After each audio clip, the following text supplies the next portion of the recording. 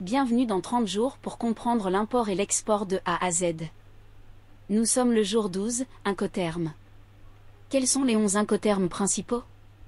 XW, à l'usine. Le vendeur met à disposition les marchandises transportées dans un endroit convenu. L'acheteur supporte tous les coûts de transport et de formalité. FCA. Le vendeur livre la marchandise au destinataire désigné et payé par l'acheteur. Le transfert des risques est matérialisé lors de cette opération. Si la livraison est effectuée dans les locaux du vendeur, il est responsable du chargement. Si la livraison a lieu dans un autre endroit, le vendeur n'est plus responsable du déchargement. CPT, port payé jusqu'à. La marchandise est livrée au premier transporteur à l'étranger, frais payés par le vendeur, sans assurance. L'acheteur assume les risques et tous les autres frais encourus dès la remise de la marchandise au premier transporteur. CIP, port payé, assurance comprise. Règle Incoterms identique au CPT avec comme seule différence l'assurance, le vendeur prend en charge l'assurance du transport.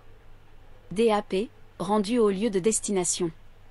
Le vendeur prend en charge le transport des marchandises jusqu'au point de livraison convenu. Il assume les coûts et les risques jusqu'à ce point. L'acheteur supporte le déchargement et le dédouanement import. DPU, rendu au lieu de destination. Le vendeur organise le transport et paie le déchargement au lieu de destination. Une fois au terminal, l'acheteur est responsable de la marchandise et doit effectuer les formalités d'importation et s'acquitte des droits et taxes liés. DDP, rendu droits acquittés.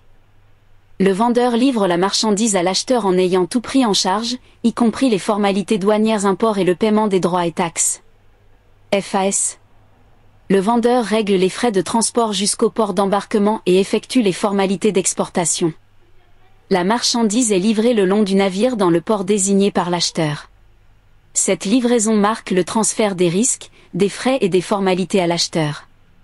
Le vendeur a l'obligation de dédouaner le fret à l'exportation. FOB. Le vendeur livre la marchandise sur le navire au port d'embarquement convenu. Le transfert des charges et des risques se fait lorsque la marchandise est à bord du navire. Le vendeur doit dédouaner la marchandise.